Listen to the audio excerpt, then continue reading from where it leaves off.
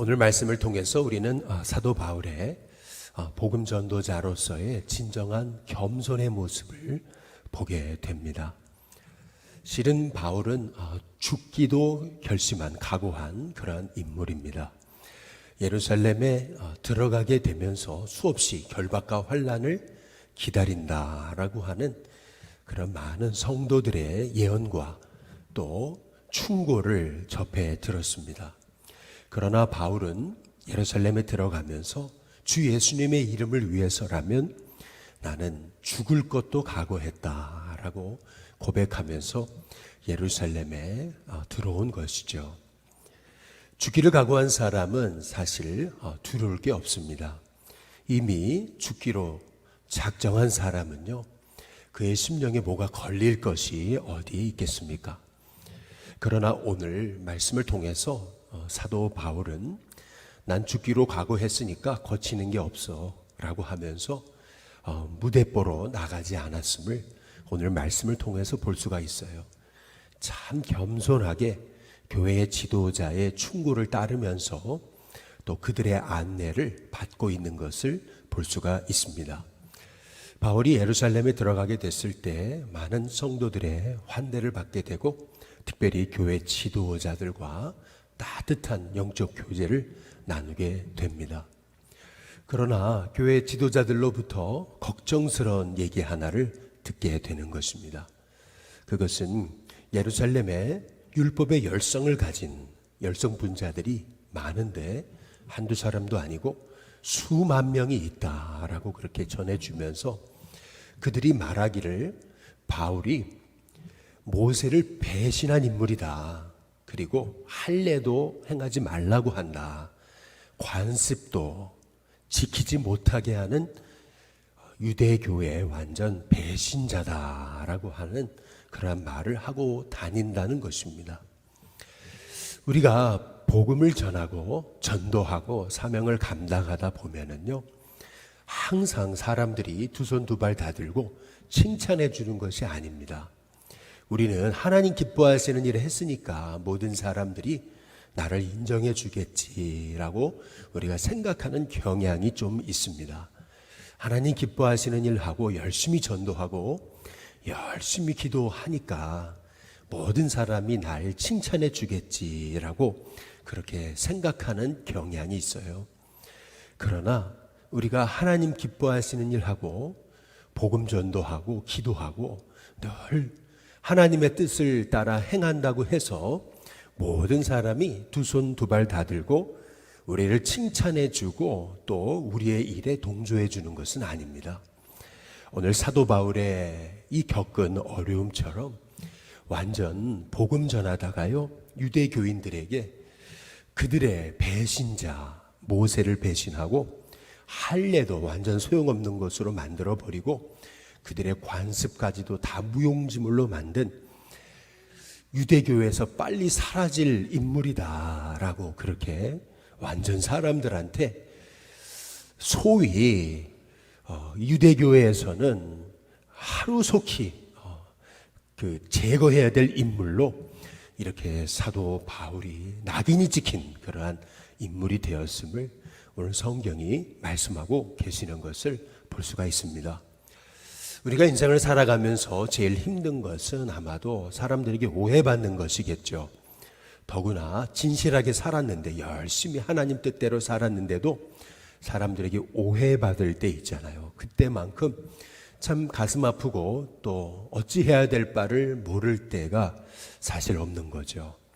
바울도 복음 전하다가요, 생명까지 바치기로 결심했는데 이렇게 동족들에게 더구나 자기가 평생 그렇게 기도해 왔던 유대인들에게 완전 척결 대상 1호로 낙인이 찍혀가지고 모세의 배신자다라고 하는 어처구니 없는 오해를 바울이 받고 있는 것을 볼 수가 있습니다. 참 걱정스러운 걱정 어린 눈빛으로 바울에게 그러면 어찌하면 좋냐 이제 이렇게 묻는 그 교회의 이 지도자들의 이 말을 듣고 이 바울의 마음이 얼마나 씁쓸했겠는가라고 하는 것을 우리가 생각해 이제 보게 됩니다. 22절에 보면은 그러면 어찌할꼬라고 하는 이 교회 지도자들의 이 안타까운 이 말을 우리가 한번 바울의 입장에서 생각해 볼 필요가 이제 있습니다. 그러면서 교회의 이제 지도자들은 바울에게 이제 이렇게 얘기합니다. 분명 당신이 여기 예루살렘에 온 것을 그 유대교회 열성분자들이 듣게 될 것인데, 그럼 이 문제를 어떻게 풀면 좋겠냐. 이제 그러면서 교회 지도자들이 사도 바울에게 한 권면은 이렇습니다. 23절에 보면 우리가 말하는 이대로 하자. 서원한 네 사람이 우리에게 있으니 그들을 데리고 함께 결례를 행하고 그들을 위하여 비용을 내어 머리를 깎게 하라 라고 이렇게 이제 말하고 있습니다. 참 가난해서 나실인 소원을 했지만 그러나 그 결례를 행할 수 없었듯 주님의 제자들이 있는데 그들을 그 소원한 네 사람을 위해서 당신이 좀 비용을 내줄 수 있겠냐. 그래서 그들이 결례를 행할 수 있도록 당신이 좀 도우면 그러면 사람들이 갖고 있는 당신에 대한 그 오해와 편견이 사라지게 될지 혹시 알겠냐라고 이렇게 이제 권면을 하는 것을 볼 수가 있습니다. 먼저 여기서 우리가 알 수 있는 한 가지 이제 대목이 있어요. 그것은 뭐냐면은 지금 예루살렘 교회는요 너무나 경제적으로 궁핍하게 돼서 큰 흉년이 들었고 가뭄이 와가지고 초대교회 이 예루살렘 교회의 성도들은요 너무나 어려운 상황이었음에 틀림이 없음을 오늘 말씀을 통해 볼 수가 있어요. 나실인 소원의 결례도 행할 수 없을 만큼 그렇게 참 가난한 성도들이 많았다는 것을 이제 알 수가 있습니다. 그래서 바울에게 좀 비용을 내줘라라고 이렇게 이제 얘기하는 것을 이제 볼 수가 이제 있죠. 또 오늘 말씀을 통해서 우리가 생각해 볼 수 있는 것은 이겁니다. 이제 우리가 말씀을 보게 되겠지만은 이렇게 바울이 애쓰고 그리고 4명의 소원한 사람의 나실인 소원의 이 결례를 행하는 일이 아무 쓸모없게 된 것을 우리가 이제 보게 될 것입니다. 오히려 유대인들은요 바울을 오해해가지고 헬라인을 데리고 성전에 들어가지도 않았는데 성전에 들어간 것으로 그렇게 착각하고 오인해가지고 이제 바울을 죽이려고 거의 폭동 수준의 소요를 일으키는 것을 이제 볼 수가 있거든요. 다시 말해 지금 바울이 애쓰고 어떻게 하든지 간에 그들의 오해를 풀어주려고 했던 노력은 다 물거품으로 돌아갔음을 이제 우리가 나중에 알게 돼요. 아마도 바울도 알고 있었을 거예요. 다 소용없고 부질없는 일이다. 이미 그렇게 복음에 대해서 적대적인 마음을 가진 그 유대교의 열성분자들이 마음을 바꿀 일이 없다. 바울도 아마 알고 있었을 것입니다. 이제 그럼에도 불구하고요, 바울은요, 이렇게 야고보를 비롯해서 초대교회의 우리 지도자들, 장로님들이 권면하는 이 권면, 이 유대교의 열성분자들의 오해를 좀 풀어야 되지 않겠냐.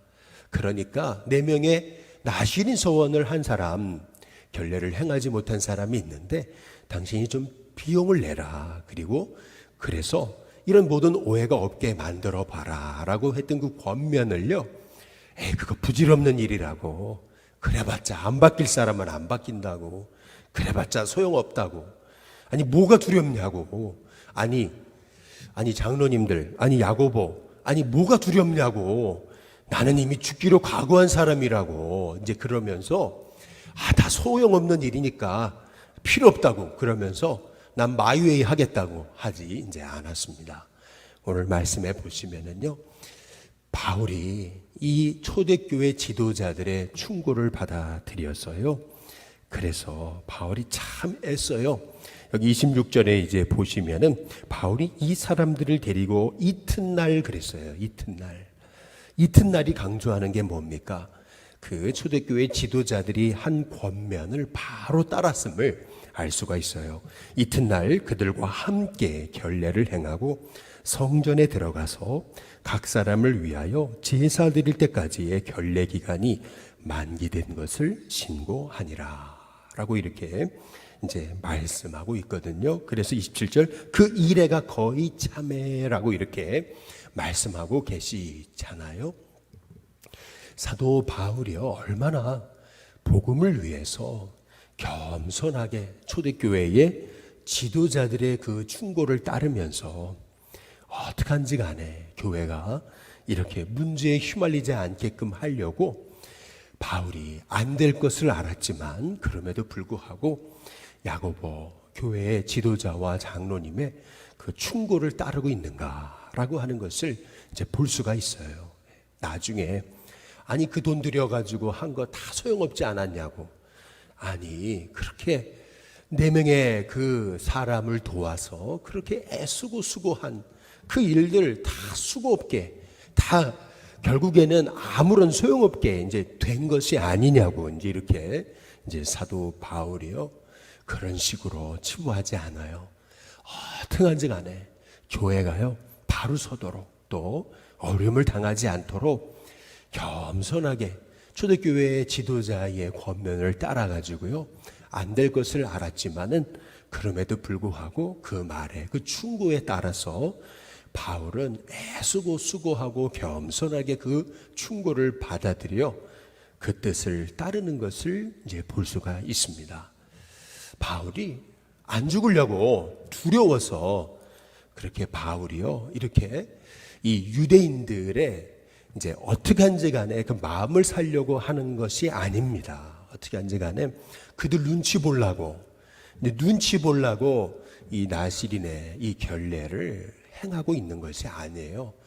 우리가 오늘 말씀을 통해서 우리가 주목할 것은 복음의 사도일수록 은혜에 붙잡힌 사람일수록이요 겸손하게 이렇게 교회의 지도자의 충고를 따를 수 있어야 된다는 것을 오늘 말씀이 우리에게 권면하고 계시는 것입니다.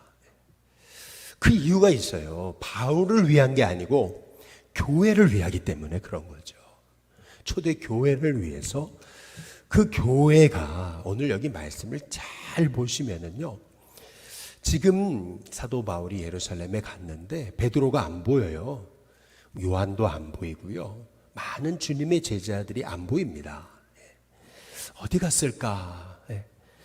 곳곳에 흩어져서 복음 전하고 있겠죠. 지금 예루살렘에 남아있는 사람은 야고보와 또 교회를 이끌고 있는 장로님들입니다. 어찌 보면은요, 이 장로님들의 모습이 굉장히 이렇게 비겁한 사람처럼 보여요. 옛날에 그 예루살렘에 있었던 그 성령의 역사는 어디로 갔습니까? 아니 그렇게 두려움 없이 복음 전하던 야고보와 그리고 그 교회의 지도자들 다 어디로 갔어요?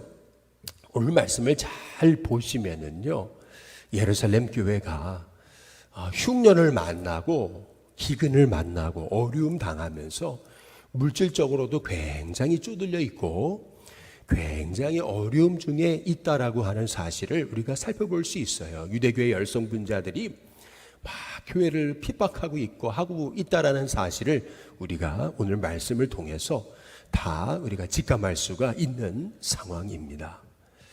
보통 그래요. 교회를 이제 처음 시작한 교회, 처음엔 뜨겁죠. 그러다 시간이 흐르다 보면은 이제 교회의 그 뜨거움이 차츰차츰 좀 사라지는 경향이 있죠. 이제 반면에 새로 개척한 선교지나 많은 지역의 교회들이 막 우후죽순 일어나게 이제 되는 것을 이제 볼 수가 있어요. 그것이 사도행전의 모습이죠. 예루살렘에서 성령의 은혜가 흘러 넘쳤죠. 스데반의 순교가 있었어요. 이제 그것으로 인해서 교회의 지도자들이 다 흩어졌습니다.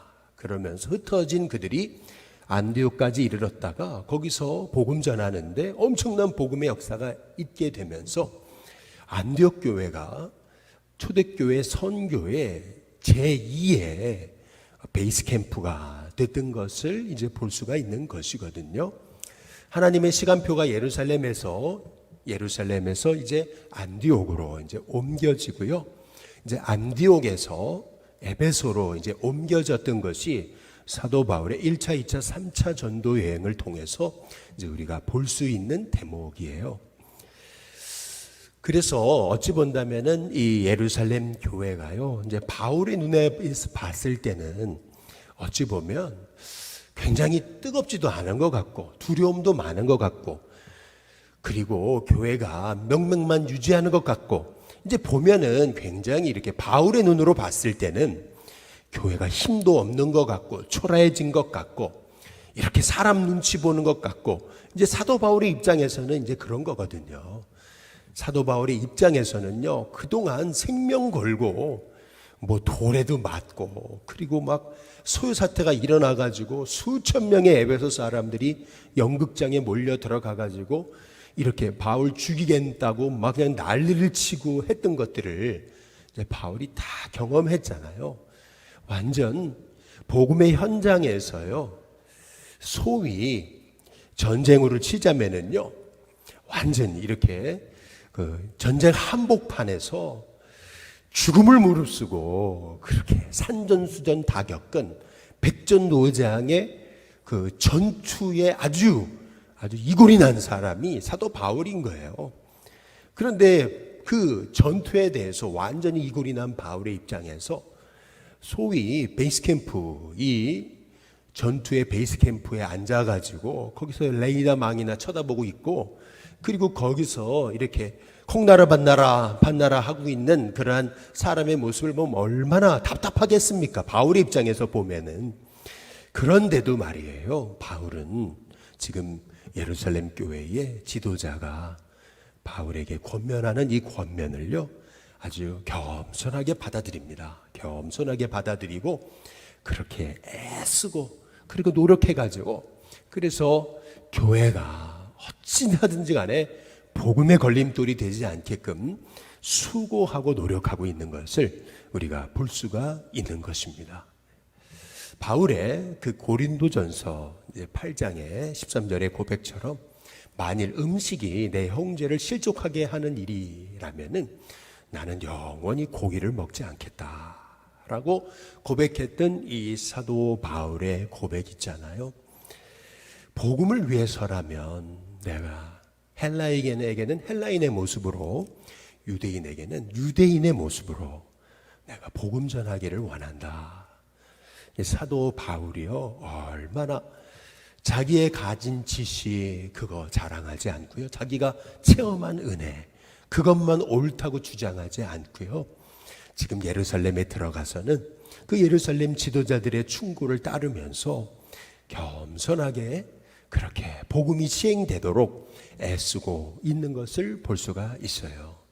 이 바울의 모습을 통해서 우리가 볼 수 있는 것은 바울이 고백한 주 예수의 이름을 위하여 내가 죽기도 각오했다라고 하는 이 고백이요, 단지 소위 고집 많은 사람의 오만과 그리고 그 고집을 꺾을 수 없는 고집불통의 사람의 모습이 아니라는 겁니다. 내가 그리스도를 위하여 죽기도 각오했다라고 하는 말의 의미는 정말 사도 바울이 예수님을 사랑하고 교회를 사랑하고 어떻게든지 간에 한 영혼의 사람이라도 전도하기 위해서 바울이 생명 걸었음을 우리가 알 수 있는 대목이죠.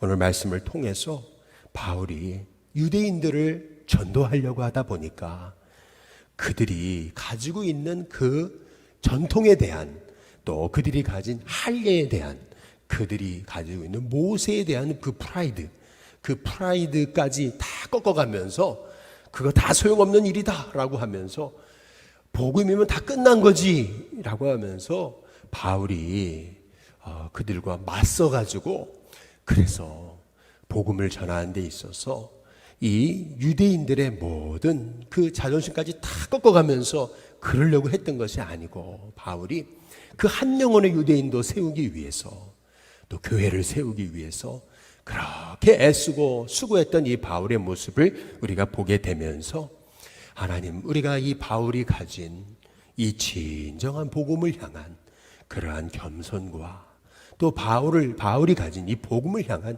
진정한 영혼 사랑의 열정이 우리 가운데 있게 되고, 교회를 세우기 위해서 철저히 교회 영적 지도자들의 권면을 따라가면서 그것이 안 될 것을 알았지만은 그럼에도 불구하고 순종하고 애쓰는 이 바울의 중심, 이 중심이 우리의 중심이 될 수 있게 해달라고 기도할 수 있는 귀한 주님의 종들 다 되시기를 주님의 이름으로 축복합니다.